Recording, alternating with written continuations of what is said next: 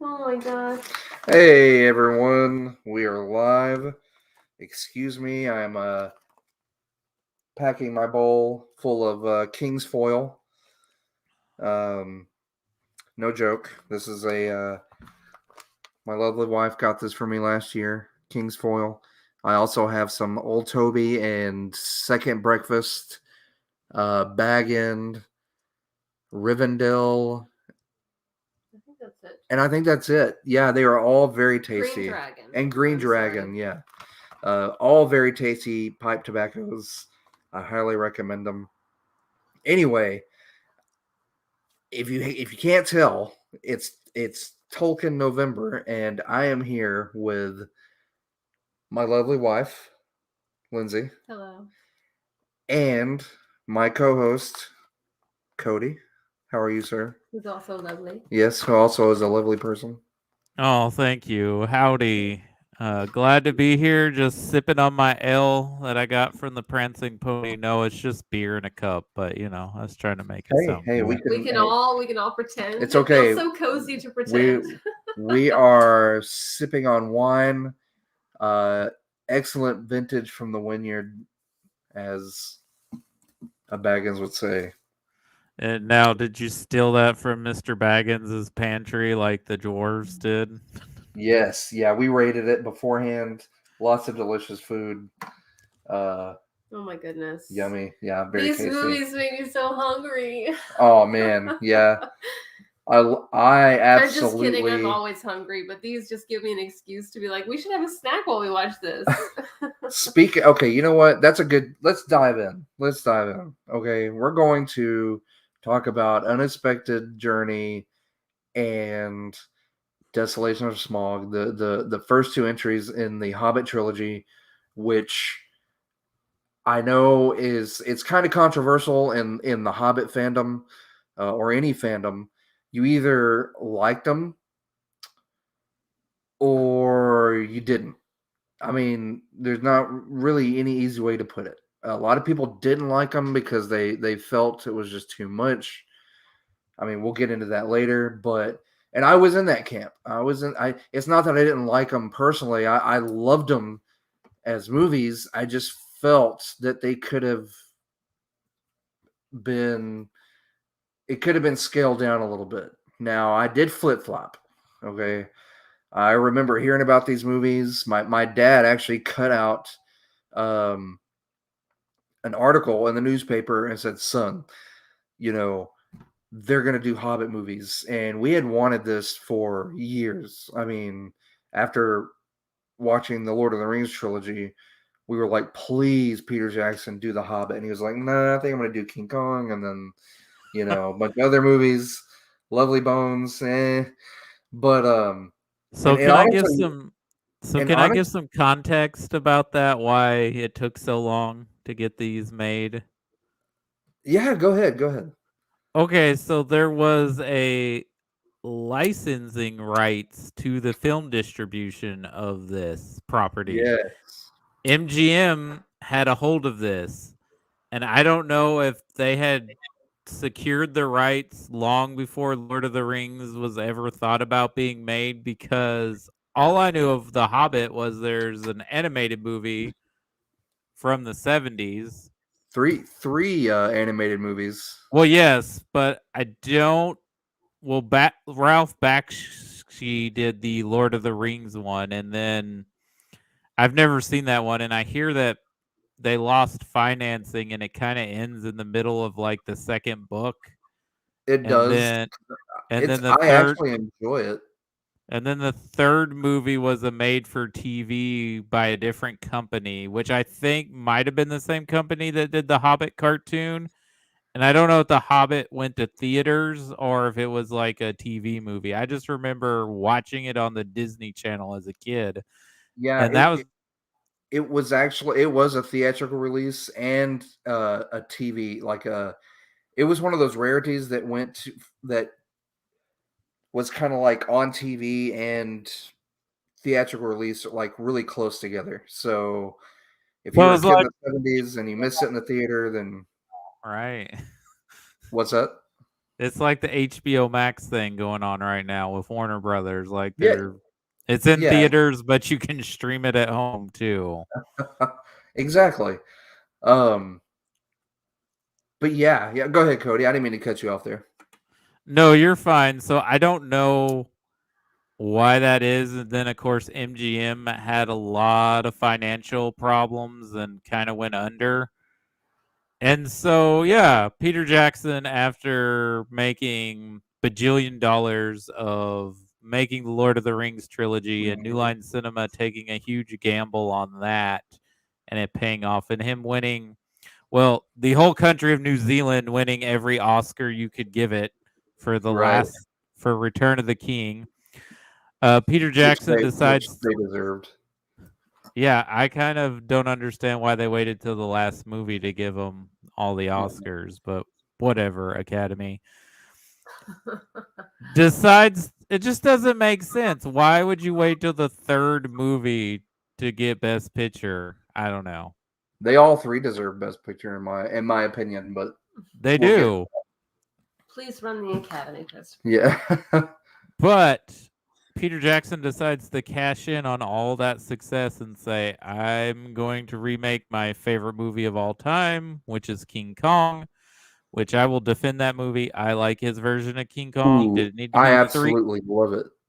does it need to be 3 hours long? Probably not, but I I enjoy eat it. up I eat up all What 3 hours of it. I what love is the the hate for extended longer movies? I wish movies were brave enough to be longer. And like like there are movies like okay, not every movie does, no, not every movie but needs to that be movie 3 hours. does because it's just so fun. Like you want to see all the creatures and the swamp bugs and the dinosaurs and the everything else. Like you want to see that stuff.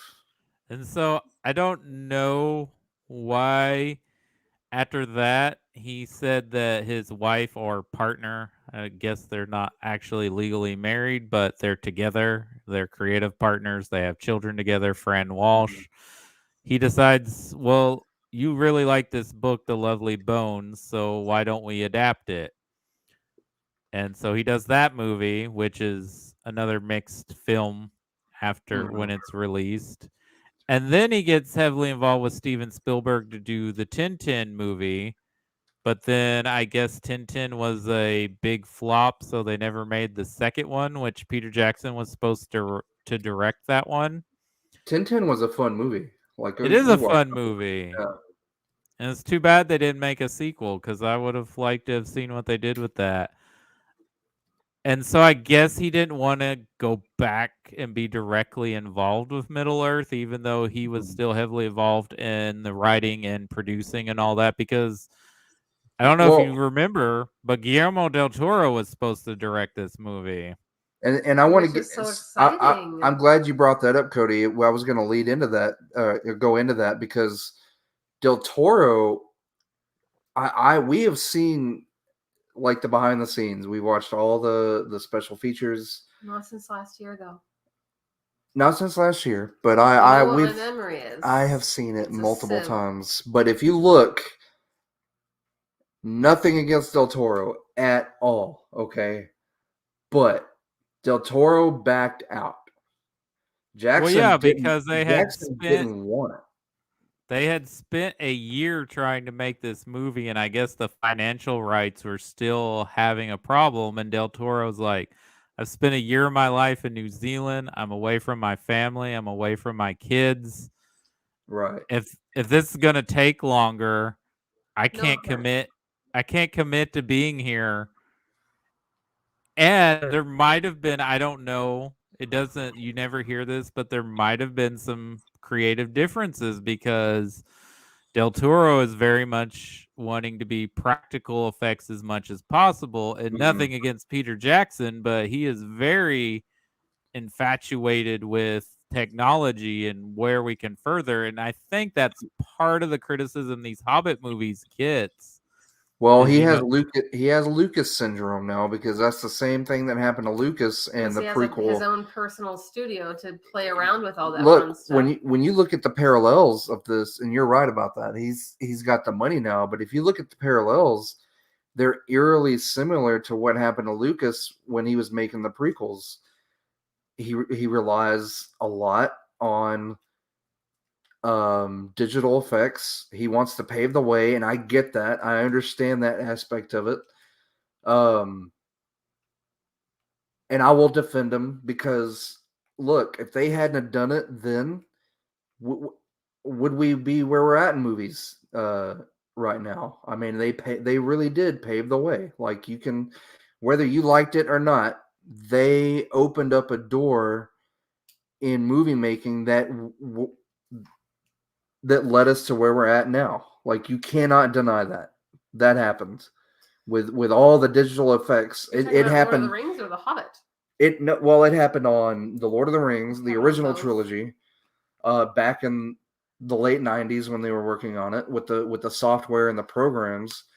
And Lucas was doing it in the late '90s with what he was doing with the prequel trilogy.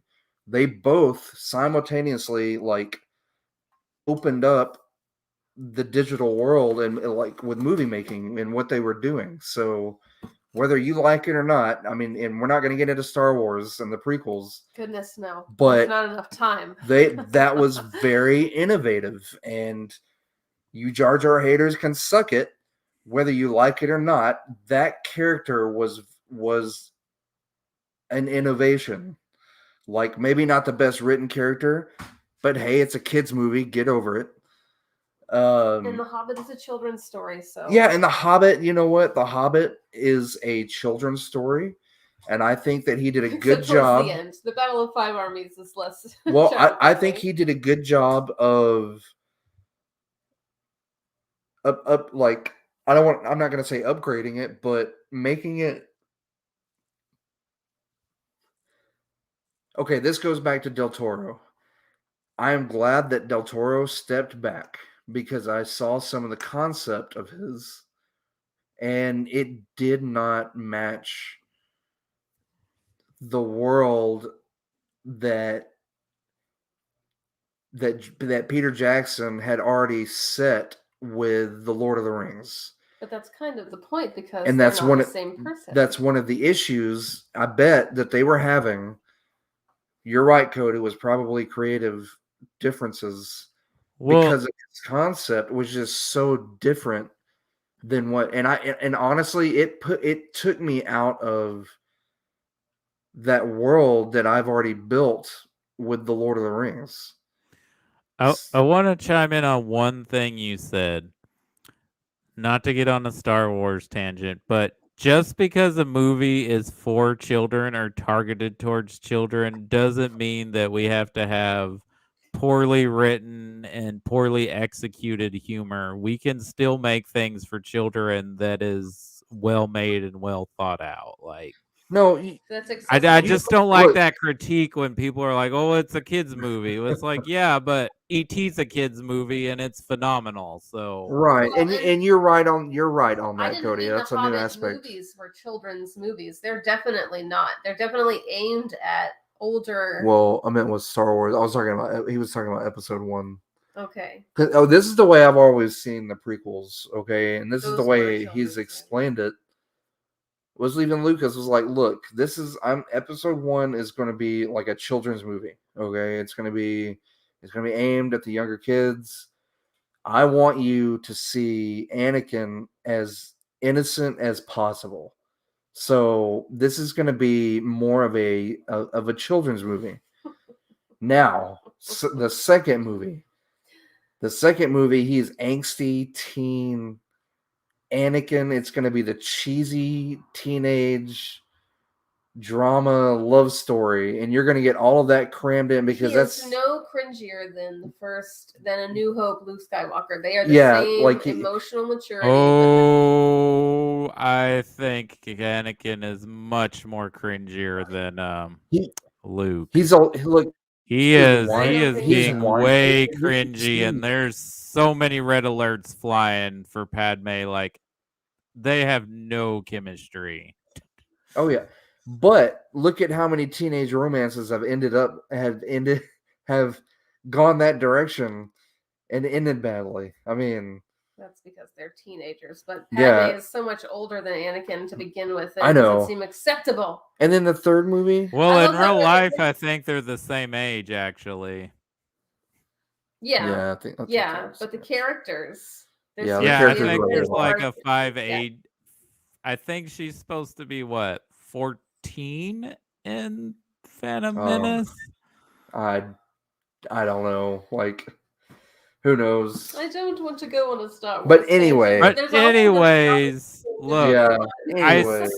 sort of agree with you on, like, I think it was wise that Jackson ended up directing these films. Mhm. Even though I would have loved to have seen what Del Toro did with this, I would have loved to have seen a Del Toro version. And there must have been something for why Jackson didn't initially want to direct it, because I think I like these movies, so I'm not here to like hate on them and be the opposite opinion. I probably don't like them as much as you do, but I still enjoy them for what they are and just being back in Middle Earth. And that's part of what works. He's got the weight of his world. He's got the weight of the world on his shoulders for taking this responsibility. You're talking about to make the Hobbit? Yeah. If his personal health issues in the first place, because I can understand not wanting to do something because he just want to lay in bed for an indefinite period of time. If 20 years ago I made one of the most successful trilogies in cinema history, and they're wanting me to do that again, and you've had some flops in between there, do you really want to take that responsibility on? Is your mental health there? is your physical health can there? you give that 110% 20 years later that you gave Oh. 20 years ago? Can you deliver another Lord of the Rings to the public? Well, and he didn't. He didn't. Well, here's the thing. I don't think the passion and the drive is in these films that's in the Lord of the Rings trilogy. And maybe that's because the Lord of the Rings is a better written story, or maybe it's because it's like we've been there, done that, so it's not as groundbreaking. He went from low budget to multi-million-dollar budget real quick. You know what I mean? So I think that pressure and that was behind that drive.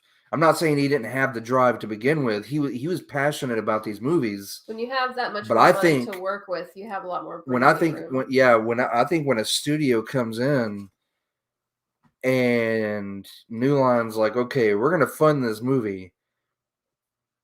Which, by the way, they only wanted 2 movies out of it, and he had to fight them. Are you talking about the Hobbits? Yes, the Hobbits too, and the Lord of the Rings. Well, New Line is the one that did give him 3 movies, because Lord of the Rings was originally going to be done at Miramax, and it was going to be 2 movies, and then Weinstein came back and said, "Nope, you can only do 1," and he's like, "I can't do just 1 movie."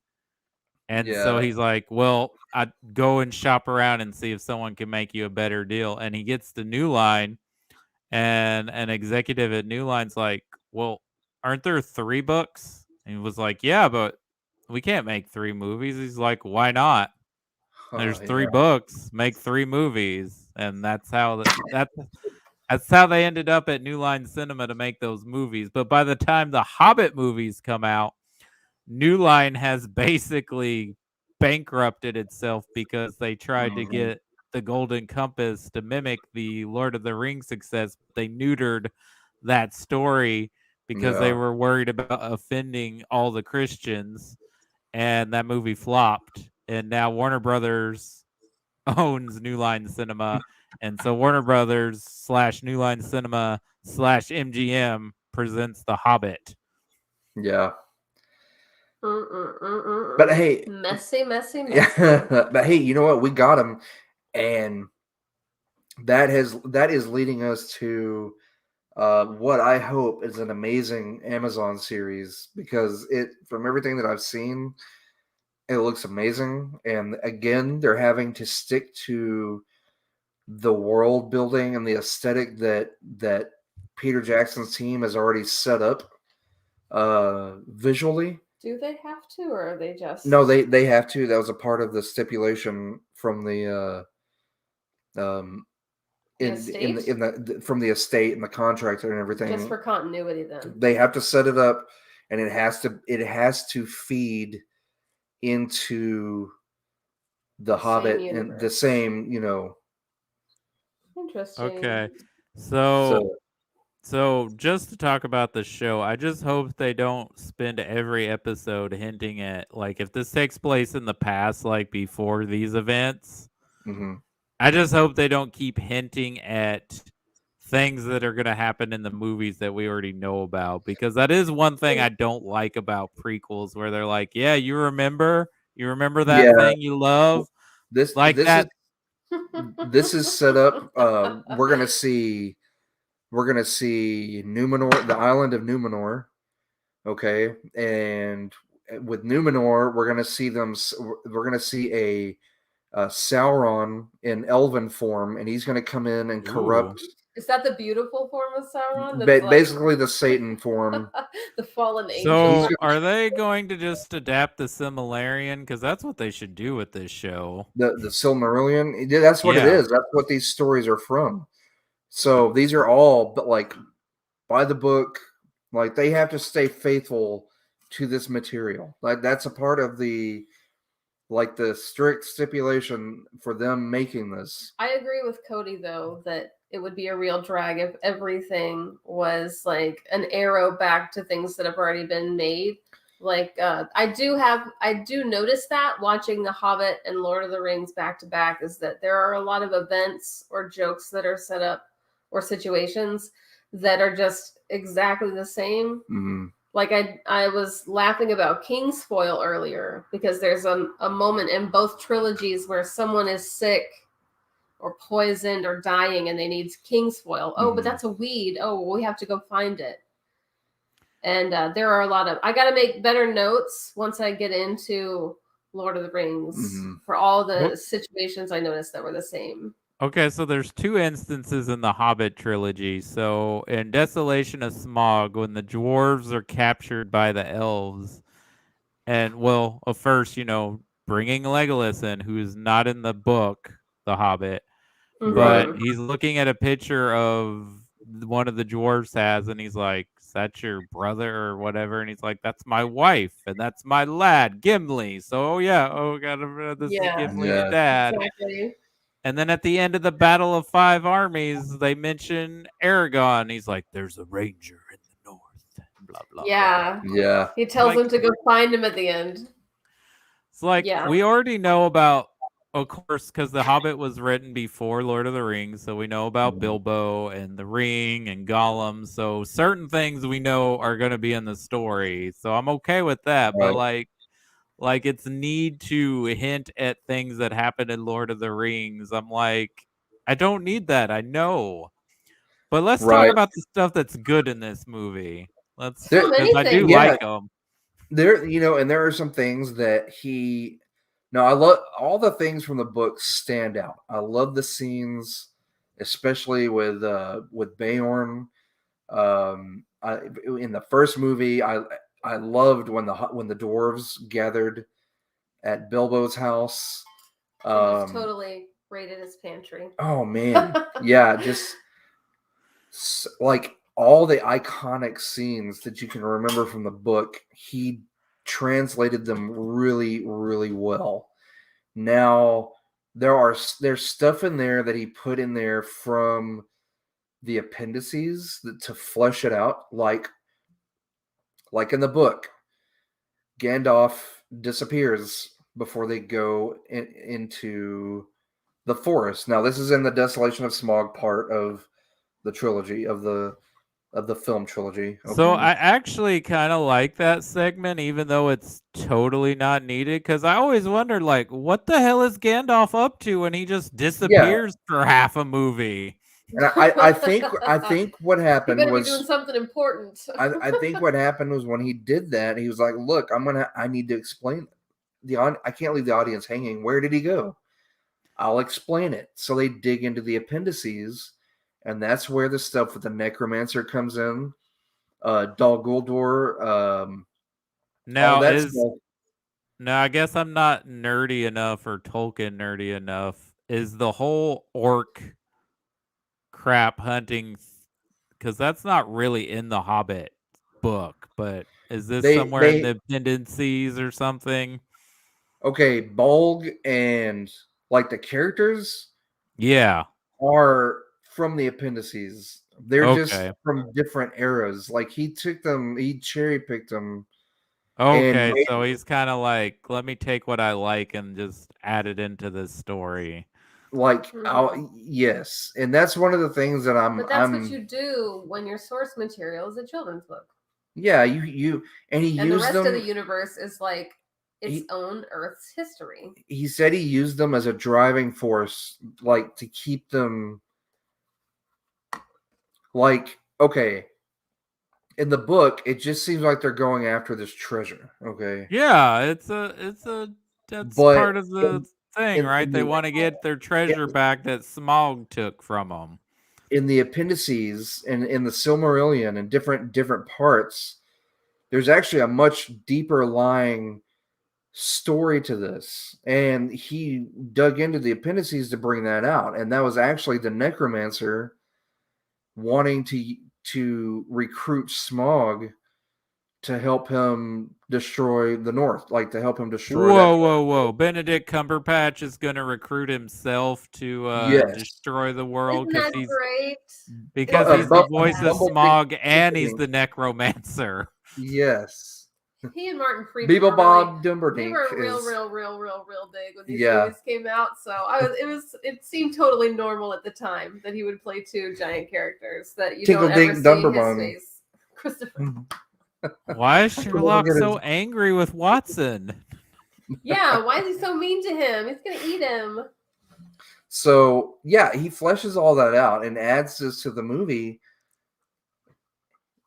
So I mean, I can get that. I can forgive that. I mean, that's all right with me. Can I say about Thorin Oakenshield's character and Richard Armitage as an actor? If you go and watch the making of these movies, we've all been in a theater group with that dude who takes it all so seriously that like his angst and his broody demeanor follow him around like a modeling fan in a small thundercloud. Like Yeah.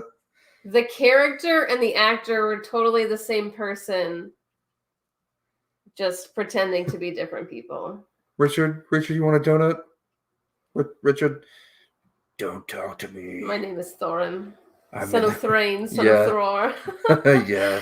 Oh man, you gotta watch the making of. It makes the movie so much more enjoyable. So speaking of him, I do like his performance as Thorin, but It's great. it kind of threw me off watching it the first time because I'm like, isn't Thorin supposed to be like an old dude and like we got this hunky brooding guy as Thorin? That's how you Hollywood it up. You got to take the old guys and make them hunky and brooding. Yep. They're leading men now. They even mentioned that in the making of, like, yeah, we just decided to make him like like a tiger beat heartthrob. Like where they're like, we need an Aragon type in this trilogy too. But this one's going to be 3 feet tall. Yeah. And the only way you know he's aged is he has a little bit of extra white in his hair, but his face is exactly the same. Because I do love the casting of Martin Freeman as Bilbo Baggins, even though adorable. Man, yeah. Even though I think Del Toro was going to use Ian Holm again.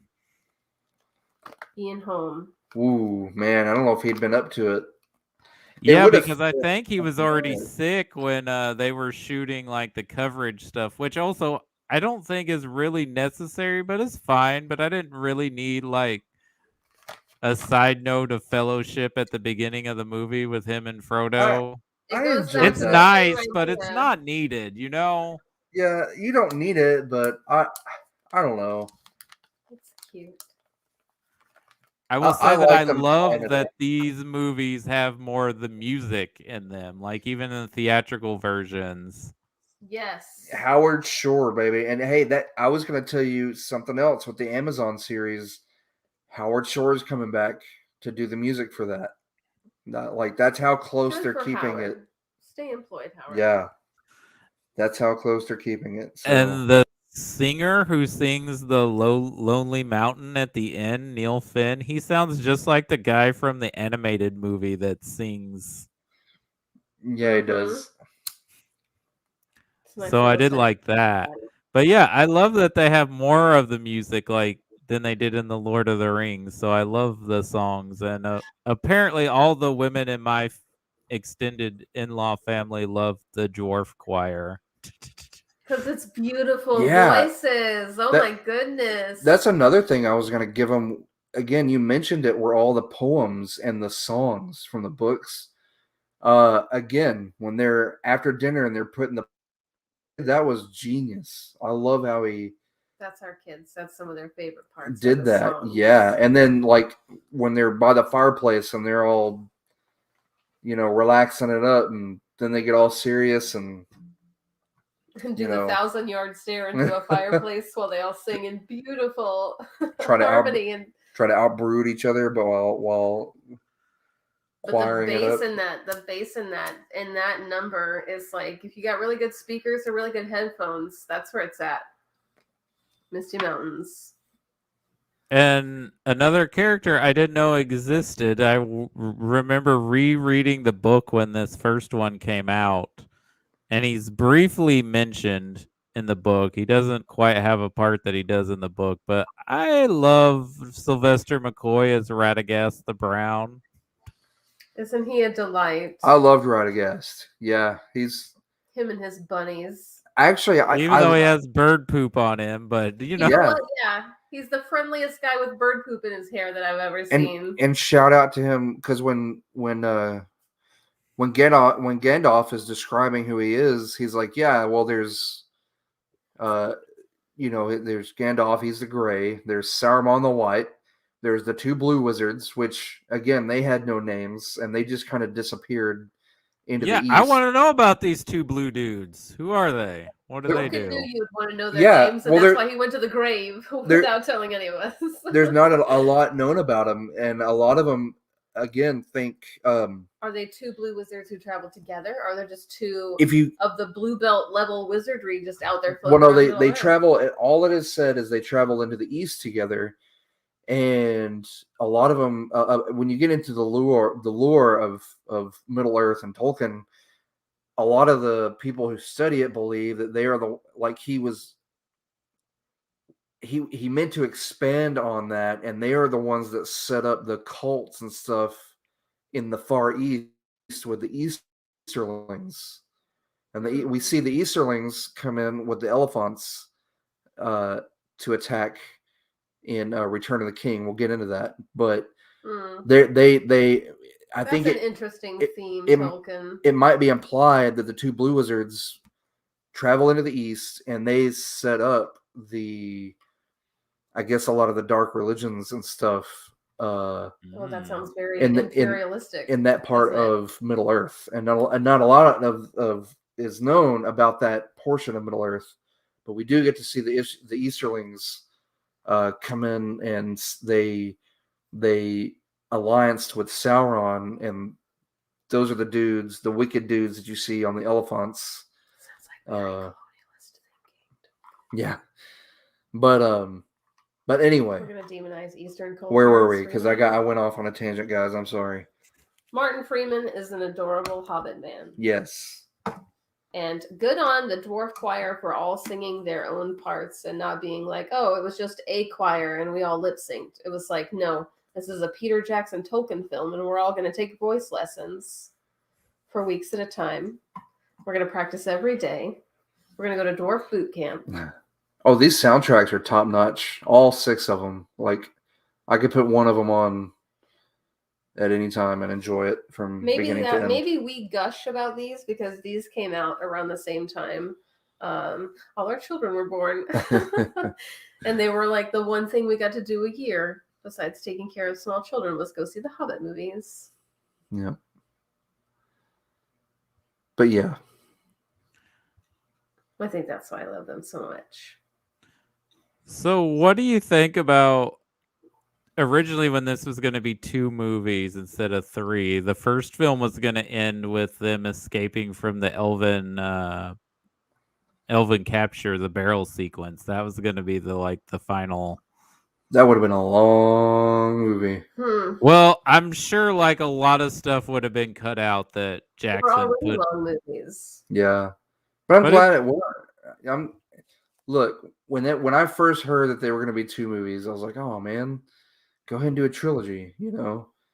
And then I Oh, were saw you were vibing for a trilogy? Because I was like, oh, they're gonna do 2 movies out of 1 book. Okay, yeah, I guess that'll be cool. yeah. I think we just like the symmetry of trilogies, especially if it's the same person in the same universe. That was more my Your brain is like, yay, brain 3 was more like, movies, guaranteed. yeah, my brain was like, okay, we already got 3 movies. Why not just go ahead and give us 3 more? And then Well, he did it. Like, He gave you 3. Yeah, but you know, I mean, I enjoyed the 3 movie aspect of them. You know, again, it's just more. It was 3 more guaranteed content, outings. You know, yeah, 3 outings, 3 outings to Middle Earth, which I love to visit. So, and it's just more content, more. I love that we got more of the dwarven culture and society, and like Lake Town was awesome. The world of men. Lake Town is really well done, but I am not a fan of Stephen Fry's performance. Well, you don't. I don't mind his performance. I just don't like him as a person. Well, no, he's a horrible person, but I feel like person. he's like a over exaggerated caricature of like a Meisner type of guy. Like miser, like, oh, this is all mine, you know. Burgermeister Meisterburger. I did notice. Yeah, exactly. He feels like the Burgermeister from the Santa Claus special. That is one thing when you brought that up. I did notice in this trilogy that there were caricatures, a lot more caricatures in this movie that it felt like more comic relief than, like, I know the tone. But if you know anything of Lord about of the Stephen Rings, Fry, it's not even comic relief. No, it's just, the tone of Lord of the Rings cringe. is more serious. Like, you know, all of Middle Earth is at stake. With this, they tried to make it kind of like it's just one dragon. all of Middle Earth was at stake. Well, see, that's apparently really hard. Oh, that's another thing. I don't like that Desolation of Smaug ends with him. Like, I feel it's very anticlimactic. Then the beginning of the Battle of the Five Armies is, you know, his attack on Lake Town. Like, yeah. I feel like that should have been the ending of Smaug. Yeah, I agree with that. I could see that.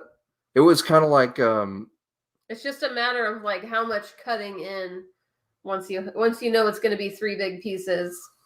Yeah. Oh, and I like the Ed Sheeran song at the end of this one too. Mm-hmm.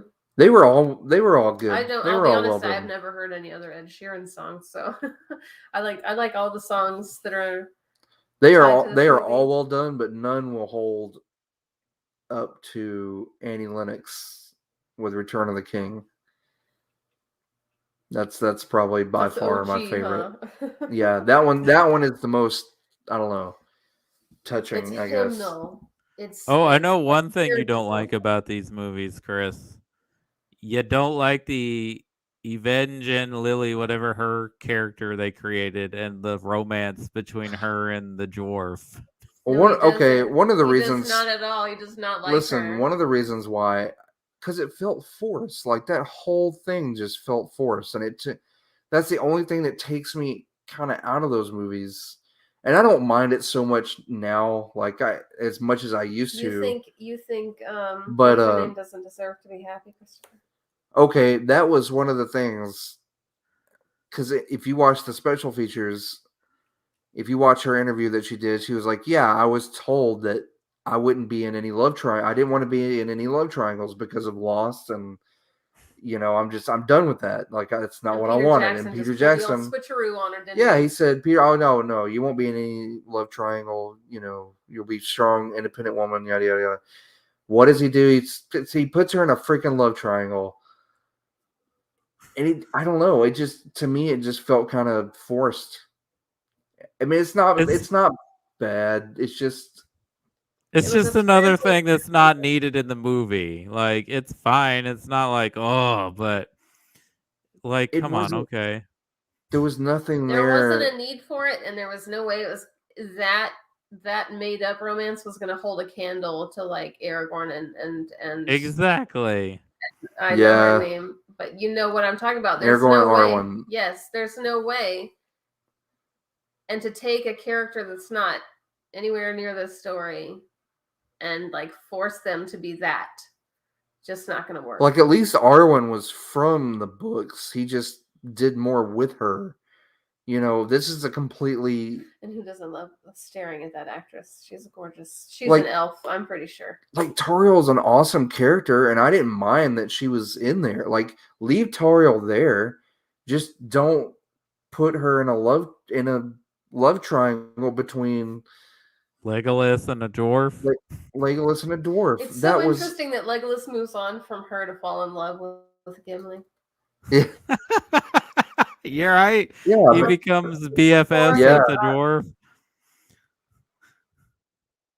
and bromance. He's like, he's like, women are too much trouble. I just want a platonic romance who can make sure that somebody doesn't stab me in the back. That's all I want. I respect that, Legolas. But isn't his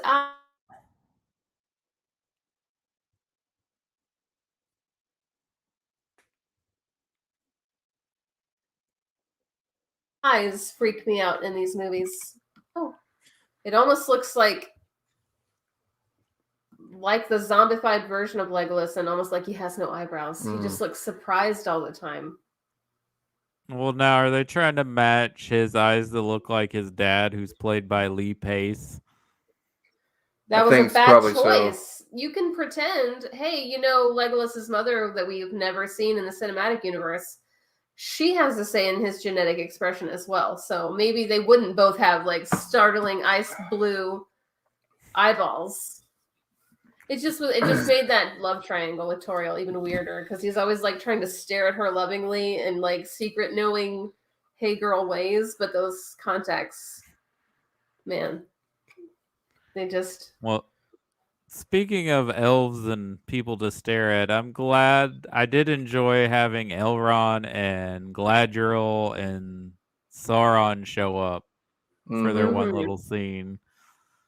Even though I think in the book only Elrond is in the book, but still it's cool. It's a nice little go Team Lord of the Rings at the beginning. And Christopher Lee being held together with just like cinema magic to be Saruman again. Duct tape and his heavy metal albums. Yeah, just the sheer force of his lifespan holding him together at the end. But like he was sucking life force from the queen. But his character was like, I don't know what you're talking about. Everything's fine, Gandalf. Stop being such an alarmist. Like, chill out. It was super suspicious. Mm-hmm.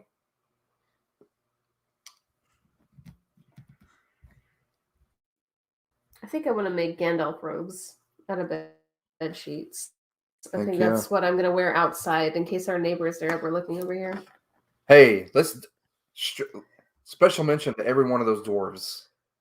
Dude, they cast them so well. I loved every single one of them. I love watching the behind the scenes about Dwarf Boot Camp because they talk about everybody's story and when they joined in and how they were cast and they all bonded so cutely. And that's one of the best parts is just watching their interactions like in the background and interact with each other. And it's just, But did they get matching tattoos? If the dwarves got matching tattoos, that cast all got them in places they can't talk about. Because the Fellowship has matching tattoos.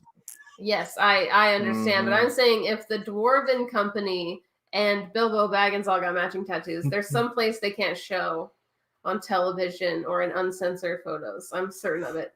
It's the mark on the door, but it's like, where's the door? Don't ask.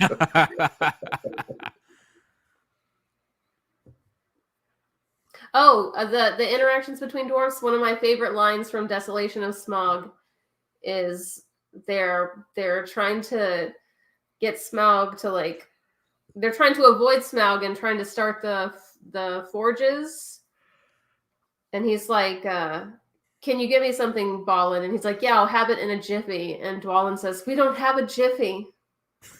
That seems like such a cheesy line in the middle of like, we're about to be eaten by a dragon. They're cute. They're cute movies. They're cute lines. I don't know. Yeah. I can't find anything awful to say about them. Yeah, other than Tariel. Not even. I won't say anything bad about Tariel. I want Evangeline Lilly to be actually, happy with that. Yeah, boy. I won't say Tariel anymore. Tariel was fine. Her character, I liked her character. The only thing I did not like was the love triangle. Yeah.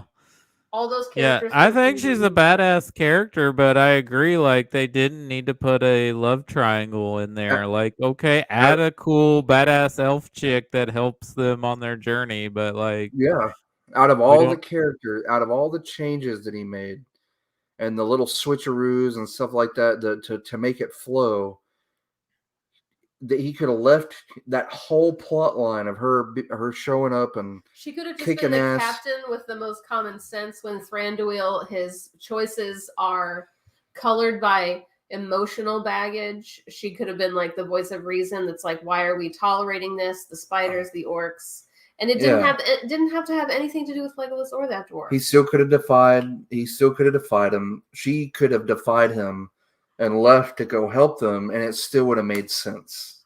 Yeah. Like, she didn't have to be in love with the dwarf to do that.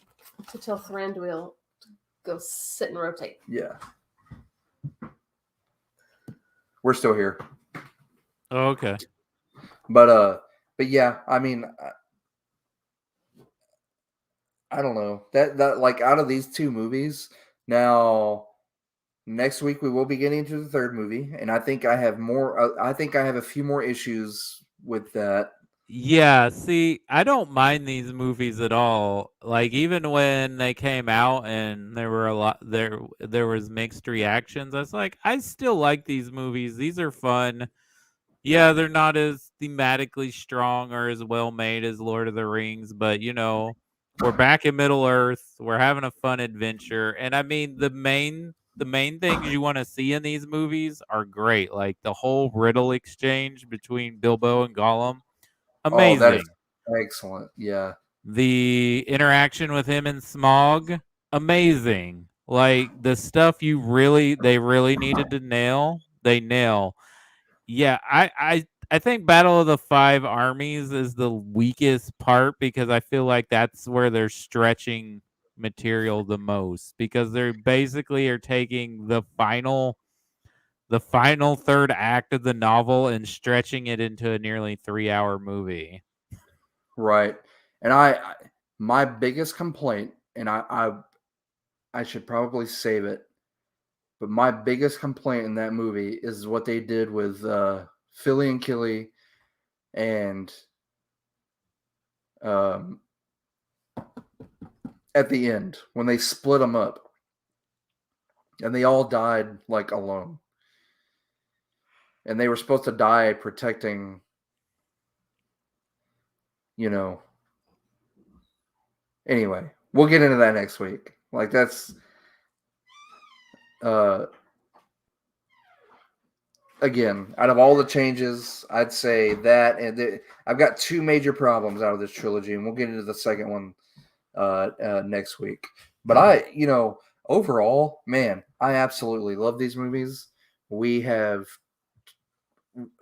ever since these movies have come out, we have turned into it's been a tradition that we watch them every November. We watch all 6 of them. They're fun movies. Our kids are old enough to where they really love them. especially the themes in It's just the best transition between the holidays of Halloween yeah, and Christmas. epic, epic books and movies. So I think if we didn't have the context of the Peter Jackson trilogy for Lord of the Rings, a Guillermo del Toro take on The Hobbit would have been really interesting to see. But I yeah, don't live in that timeline, unfortunately. I feel like it would have been really whimsical and really haunting and really, really fun.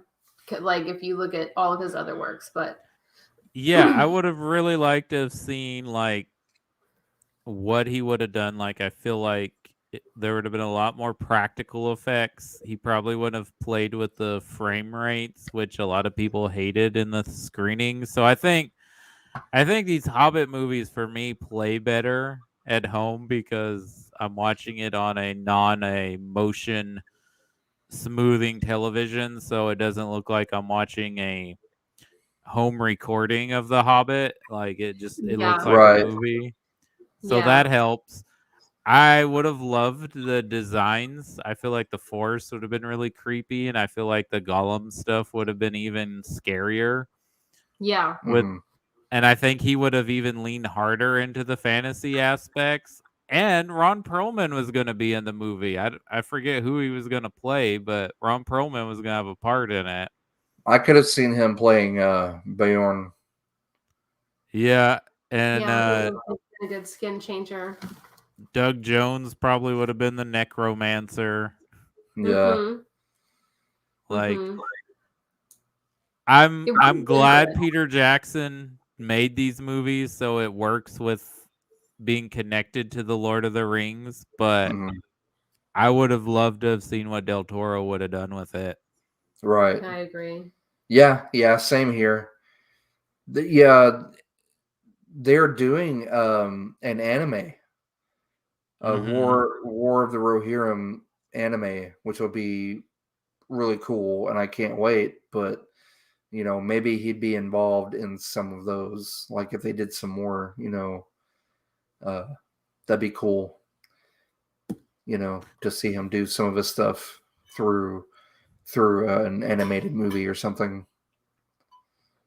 Yeah, I don't know. So the picture of Bilbo's parents is a portrait of Peter Jackson and Fran Walsh as hobbits. Yes. Mm-hmm. Okay, that's cool. Yep. I Isn't absolutely that love it. cute? Apparently, I've always been fascinated with Fran Walsh and Peter Jackson and that other woman's name. And Philippa Boyens. whatever their yeah, family unit they is got like they a got powerhouse of talent and writing I think they and got a threeple going on there. Oh, do you? I didn't know like that I was don't know. It just seems like just go back. they're Just go joined back and watch the making of Lord of the Rings they're and joined then at the the hip. making of yeah, it that's why I say I'm fascinated with it because it seems like such a like if ever you just wanted to join up with your best friends and start just A killing commune. it with movies and writing and media, they're doing it. I guess it so works. so are Yeah, you it guys works. excited about his Beatles documentary that comes out for Thanksgiving weekend? Yes. I am stoked about that. Because I look, his documentaries are phenomenal. If you haven't seen What We Left Behind, Haunting. Don't watch it unless you're in the right space for it because it'll weigh on you forever. That sounds like a terrible way to promote his work, but it is really strong well, that and that means he did a good job. Then, and emotionally taxing because the subject matter is not necessarily because of the way he presents it, but it's heavy. It's really heavy. have you seen it? Yeah. Yeah, I've seen his Okay, World War One documentary. I thought it was amazing how he did the yeah, restoration and recreation of everything. man. And I wonder if that's where he is now. He's just gonna make documentaries where he recreates stuff. I don't know, man. Whatever he does a good job. Like even the movies that aren't so great of his, they're still Jackson movie. They still have a Jackson quality to them, to where they're good, but maybe they're just not up to the standards of his other movies. Um, like with me, it's always going to be the 6 Tolkien films, his King Kong film, you know, uh, that are going to be his top. Those are top tier for me as far as his movies go. And then you get into his other movies, which are great, but they're not on that level. You have the Frighteners, which is amazing. I love that movie. Go ahead. I was gonna say I did love that he reprised his role from Fellowship of the Ring as the dude standing out there by the prancing pony and Bree for The The loiterer. the drunk dude Yeah. eating the carrot. yeah. Yeah, we love pointing out his roles, like His especially cameos in every single movie are just yeah. Did you fun know to he's recall. Father Christmas in Hot Fuzz? Huh? No, I didn't know that. That's awesome. He's the guy dressed as Santa stabbing Simon Pegg in the beginning when they like go over like Nicholas Angel's dossier of his career as a police officer. Yeah, Oh he's the my guy gosh. Oh, that's great. that's Peter Jackson stabbing Simon Pegg. Never knew it. That's awesome. Find out something new every day. Holy cow! Now we gotta watch And that. another Lord of the Rings connection. Kate Blanchett is his girlfriend who dumps him when he goes to Yeah, nice. that crime scene lab, and you just see her eyes, but that's Kate Blanchett. I knew that was Kate Blanchett, but I didn't know that was Peter Jackson. That's awesome. Yeah, he's the guy who stabs him in the hand. Look at that. Oh my goodness. How did we Wow, not recognize yeah. Peter Jackson dressed as crazy Santa? That's awesome. That's Well, dude, bananas. look, I want to keep this in about an hour because it's late. I could talk for several more hours just on these movies alone, just for these 2 movies. Well, Okay. Jessica kind of made a comment. She's like, "You're going to be talking about Lord of the Rings and Tolkien. You guys will probably be up till it's time for me to go to work." I was like, "You think Chris will talk about that for 6 hours?" She's like, "Yes." I was like, Yeah. She's not we're wrong, only but doing we 2 wouldn't do that. movies." She's like, "Oh, just 2?" I was like, "Yeah, we're not doing all 6 of them right now." No, there's 6 hours worth of content that I could go on that we could talk about, but I'm trying to stay conscious of the time and be good, okay? Could Christopher Lee the snot out of some Lord of the Rings. Man. Tolkien. He'll be here until he's all the way gray. Star Trek and Tolkien are my expertise in the nerd community, so I could go on for hours with each. And probably Star Wars too, although I'm a little rusty with my Star Wars lore. But we wouldn't do that to Cody because we know Yeah. we know what sleep deprivation does to all of us.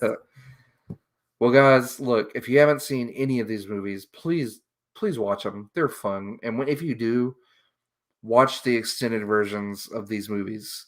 They are it's top-notch fantasy. Like there's some good fantasy movies out there. But when I say top-notch fantasy, these are movies that'll stick with you, and I hope that you get rewatch value out of them like we do. Like it's a tradition for us. If you need a cottagecore fix during November and the month of Thanksgiving, you definitely need to at least watch the first and second one. Right.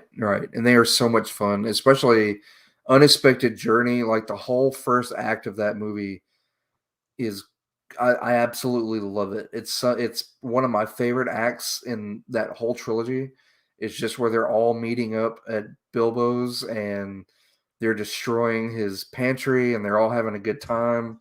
And you're getting an introduction to all these dwarves that are just playing. They're singing drinking songs and having a food fight and a wonderful all around scene that's just amazing. He captured it so well, and that is one thing that I will stress so much about these movies is they may not have the drive behind what Lord of the Rings had. It's not going to be on that grand of a scale, but they are worth watching. I mean, it takes you back to Middle Earth.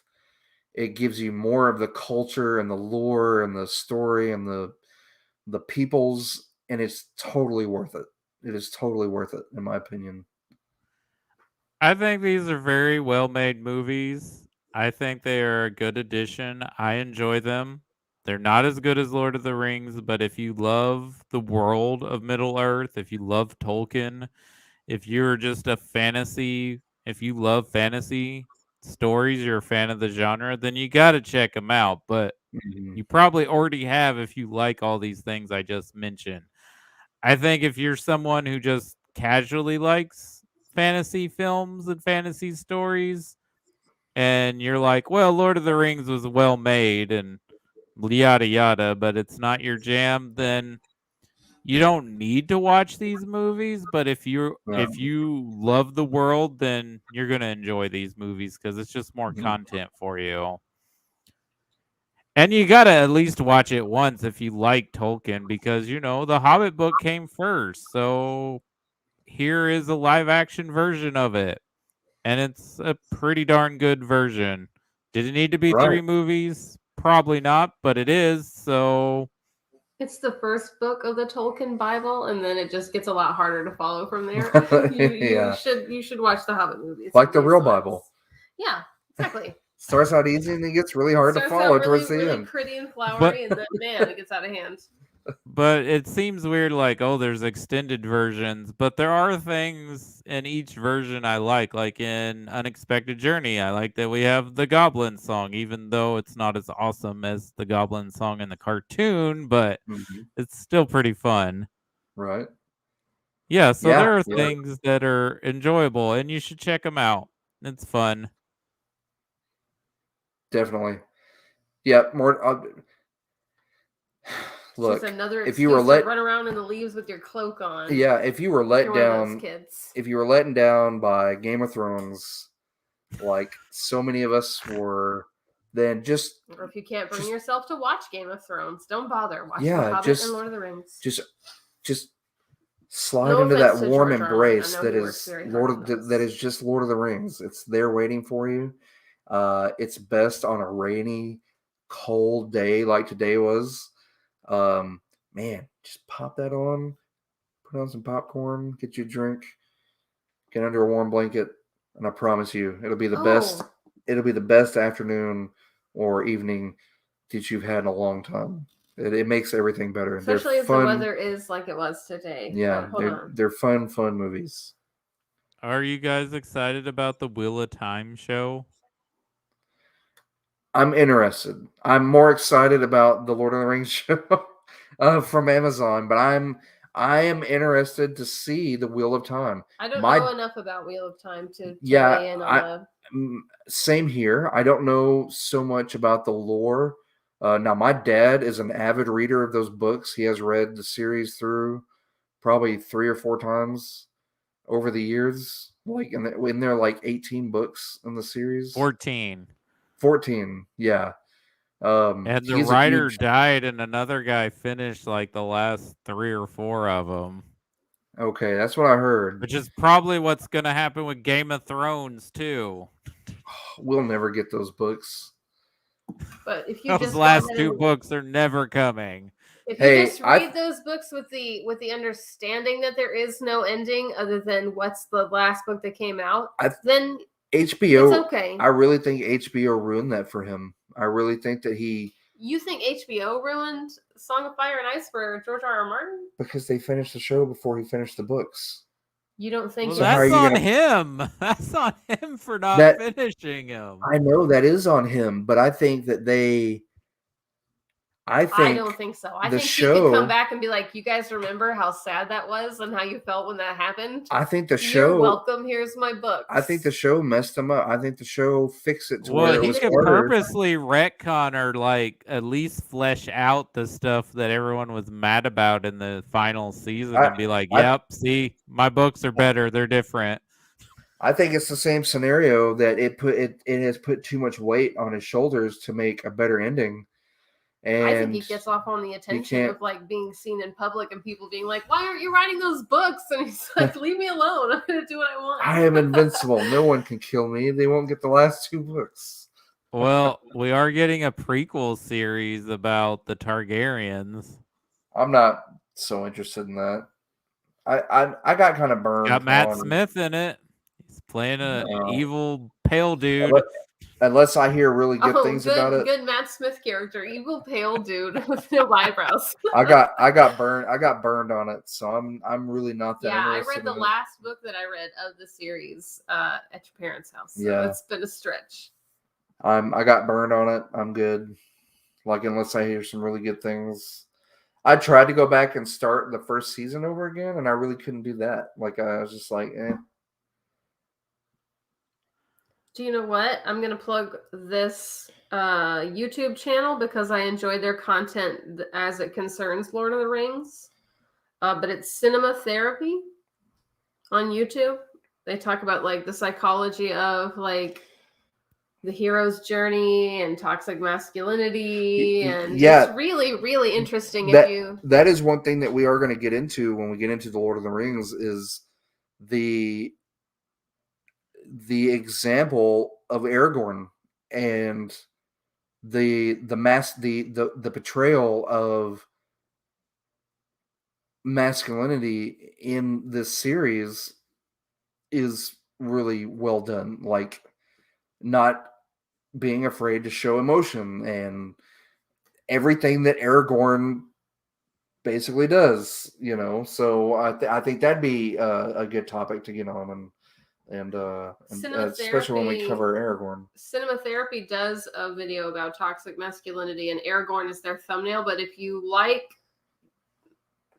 just want to add a little extra fun to watching your movies, they have The Psychology of a Hero, which talks about Marvel movies.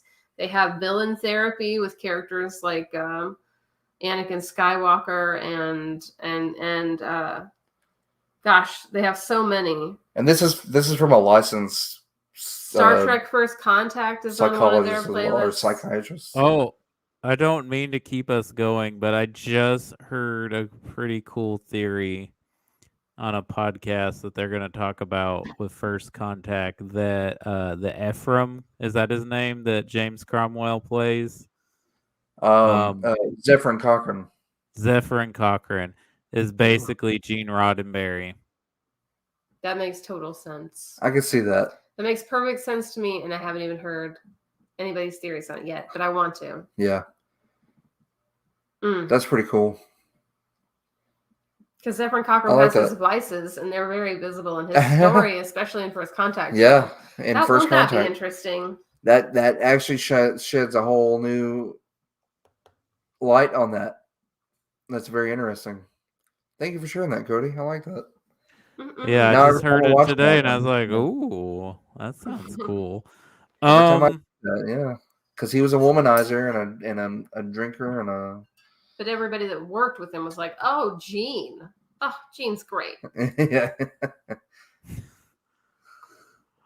Well, I mean, I guess he could have been worse. Where there are people who did worse things. Yeah. People are too multifaceted.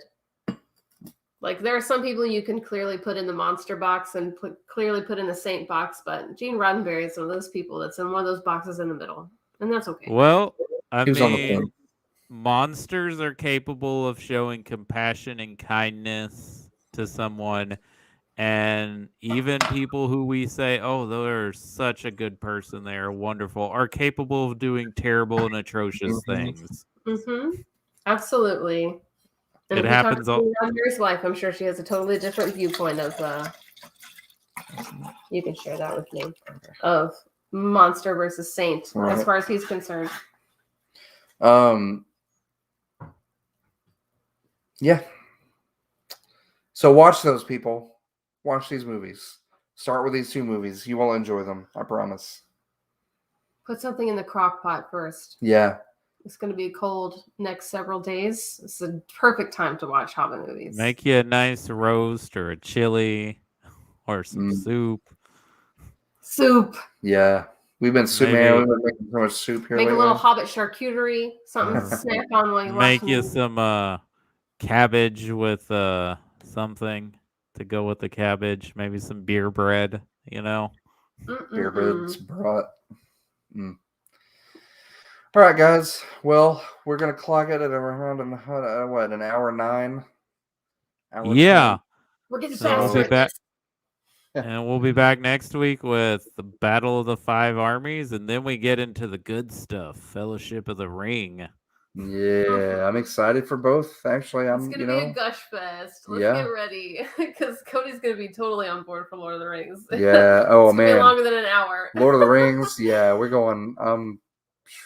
That I could talk about that movie so much. That trilogy so much. We guys. watched some videos earlier, and it was like the theories about what happened to the Entwives. Like, this is just Hobbit is just pre-gaming to watch Lord of the Rings and all the extended features. Yeah, so good. Well, we'll get our fantasy fix some more this weekend when we talk Pan's Labyrinth, and then Oh my goodness, right? Yes. And Now and Fantastic Mr. Fox, which isn't fantasy but still fun.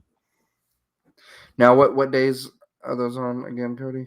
Saturday. Both on Saturday. Okay. Both on Saturday. All right, then we'll get those in then. All right, folks. Watch us on YouTube. Check our Facebook page out. Check us on Twitter. If you want a guest for Ridley Scott or Coen Brothers, message us, comment, and tell us how many director's cuts that Chris gets to watch when we do Ridley Scott. Yay. All right. Mr. Director's Cut. You bring it. I am so ready.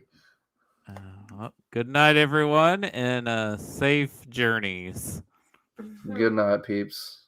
Rejects.